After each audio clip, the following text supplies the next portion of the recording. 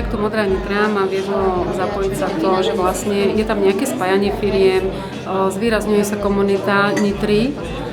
malí a strední podnikatelia sa spájajú a to je veľmi dôležité, že v podstate trošku tak zaniká tá konkurencia, ale je rozvinuté to spájanie. Samozrejme, my keď sme otvárali ten obchod, tak som si prijala mať nejaké kartičky a zrazu prišiel Lioness.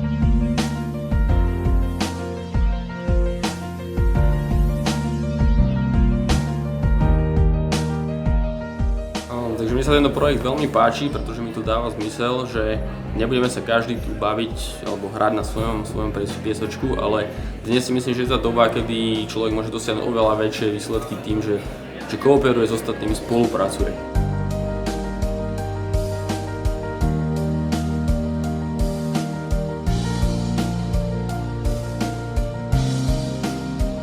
Do projektu Modrá Nitra sme sa zapojili s cieľom osloviť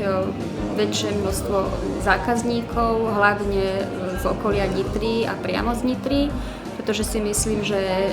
je veľmi vhodné a veľmi dobré, keď ľudia sú patrioti a chodia nakupovať do lokálnych obchodov, využívajú služby v kamenných obchodoch a viac menej si tak vzájomne pomáhame. Poznáme sa ako podnikatelia, poznáme sa ako ľudia a vieme si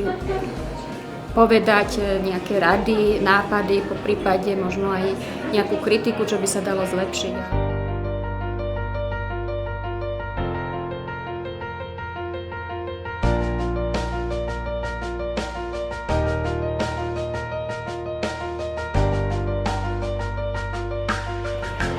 To, či by mohol byť projekt Modrá Nitra úspešný aj v iných mestách na Slovensku, je dobrá otázka a